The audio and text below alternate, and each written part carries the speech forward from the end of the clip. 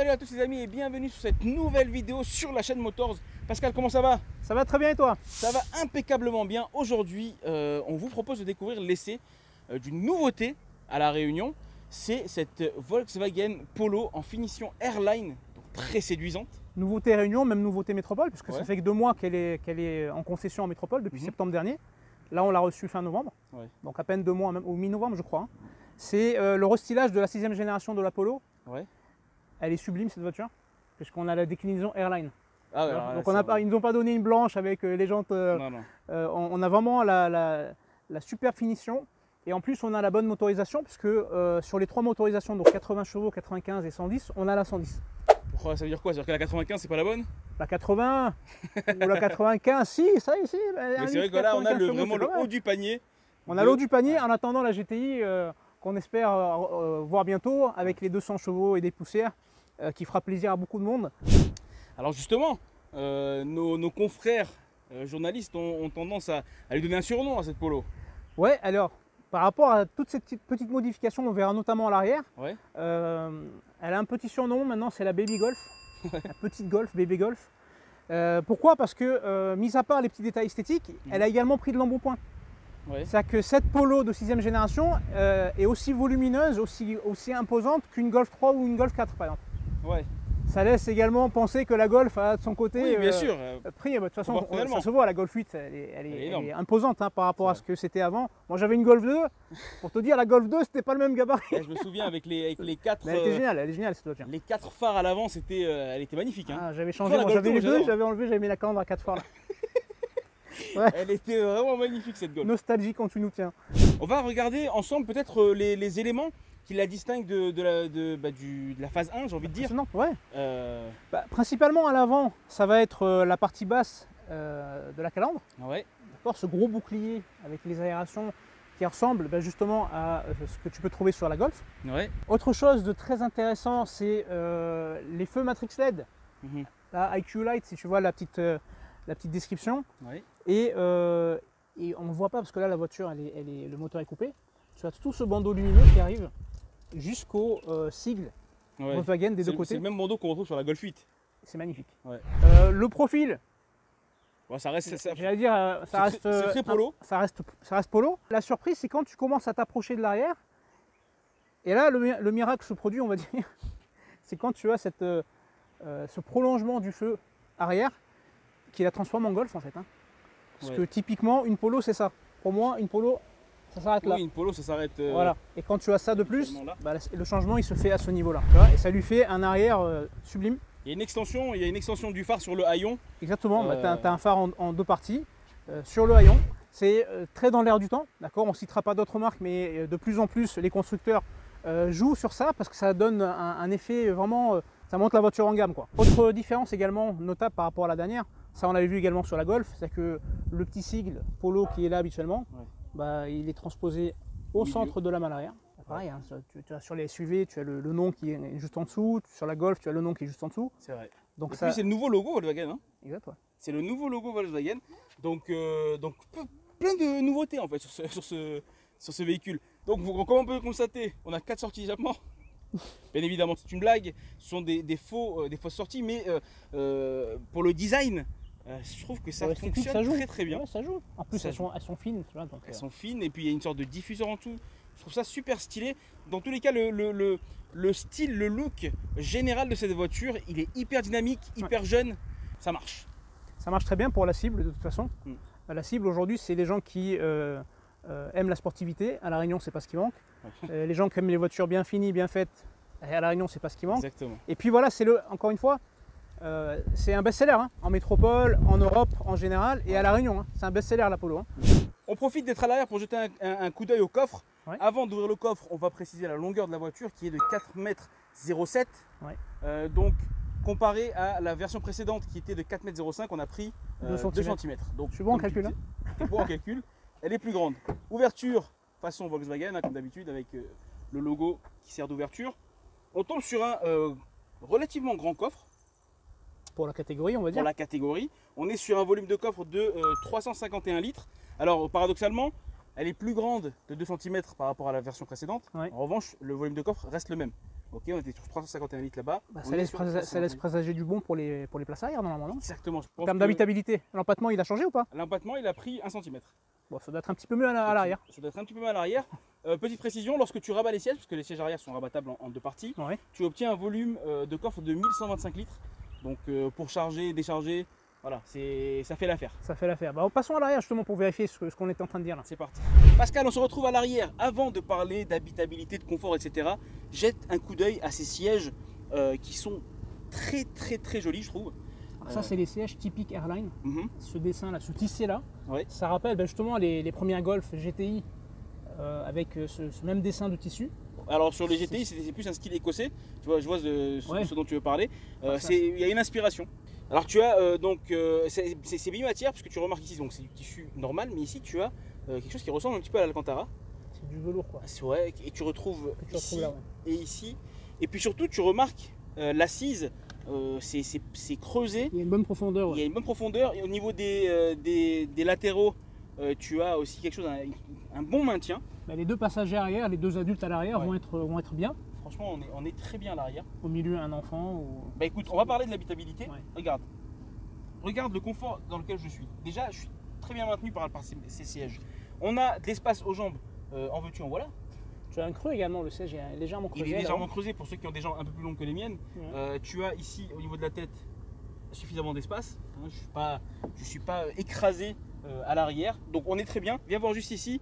Tu as 2 branchements en USB type C pour recharger tes téléphones et tutti quanti. Allez, on passe à l'avant.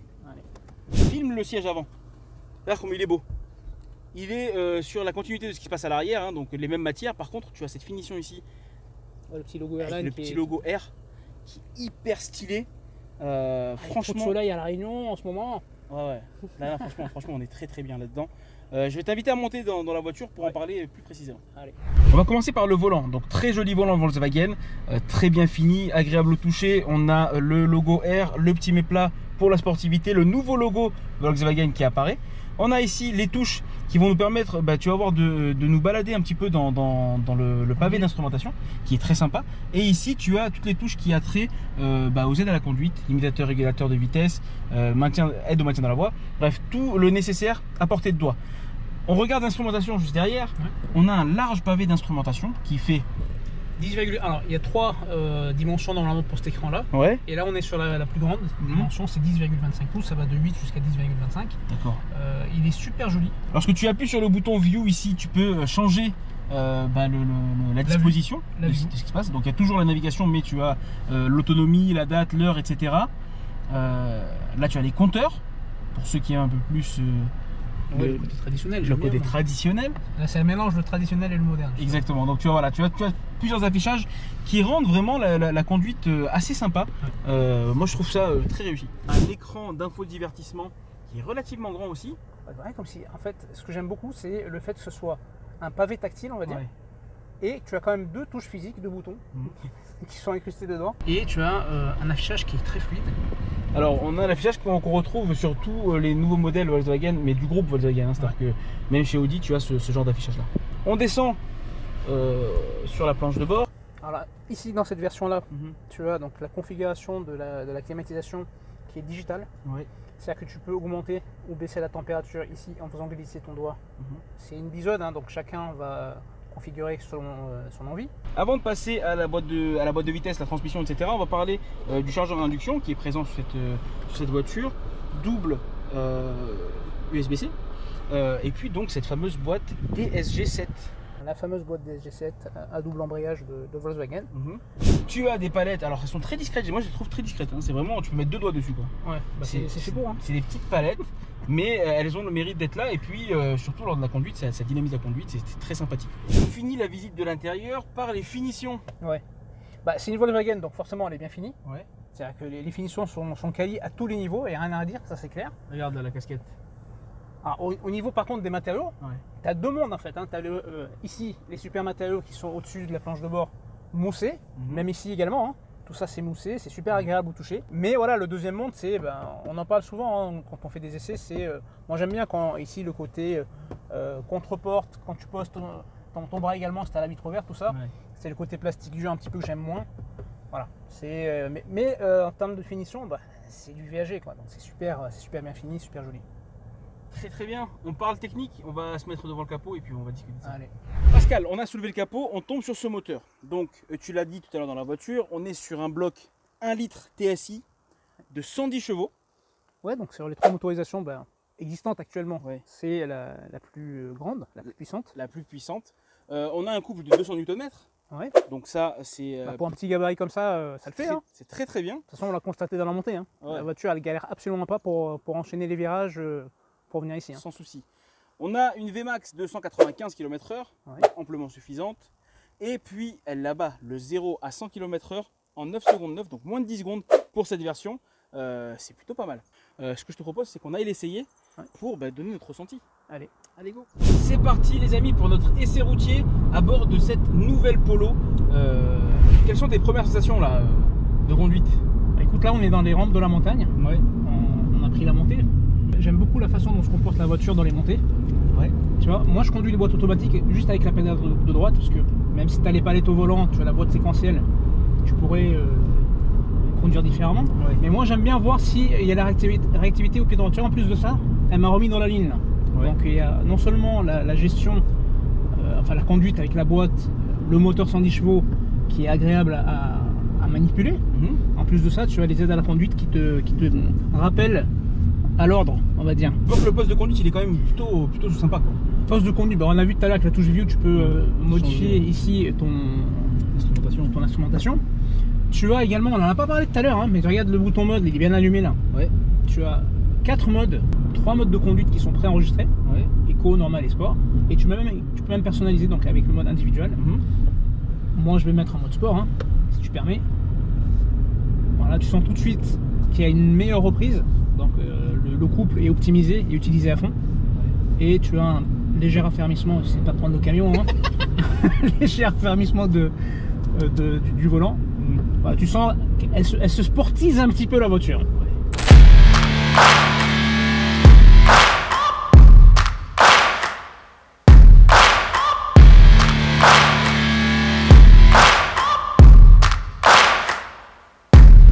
Je récupère la main, plutôt le volant de cette nouvelle Polo à la sauce 2021, totalement restylée. Alors Pascal nous évoquait l'efficacité de cette boîte auto DSG7, franchement je ne peux pas le contredire, mais moi j'aimerais parler du confort qu'on éprouve à bord. Franchement les sièges là sur lesquels on est installé, ils sont hyper quali. Déjà le design il est magnifique, mais surtout on est bien maintenu dedans. Alors je n'irai pas jusqu'à dire qu'on est dans des baquets, mais on n'est pas loin de ça, on est dans l'esprit en tout cas. On est bien maintenu même dans les virages. Là regardez, là je suis dans un rond-point, hop, je le prends un peu vite et pourtant je suis très bien maintenu. Ça c'est un très bon point. Le volant participe également au confort, ou du moins à l'expérience agréable de conduite, puisqu'il est agréable au toucher et puis il est super joli et très bien dessiné. J'adore. On le rappelle, 1 litre TSI, 110 chevaux, vitesse max 195 km/h, 0 à 100 en 9 secondes 9. Donc vous l'aurez compris, cette voiture c'est une petite bombinette. Alors c'est pas sa sœur GTI, mais quand même pour une utilisation au quotidien c'est un très bon daily je trouve. Et puis franchement on est quand même bien accueilli, on a des matériaux de qualité, on a cet écran d'instrumentation full digital qui est juste incroyable. Habituellement on trouve ça sur de la Audi, et bien là Volkswagen nous le propose sur l'un de ses plus petits modèles. C'est quand même très cool. Comme on le disait tout à l'heure, on est sur une voiture qui est bourrée d'électronique. On a pas mal d'aides à la conduite plutôt sympa, comme l'aide au maintien dans la voie, regardez. Voilà, le volant redresse tout seul. On a également le limitateur régulateur de vitesse, il n'est pas adaptatif, mais au moins il est là.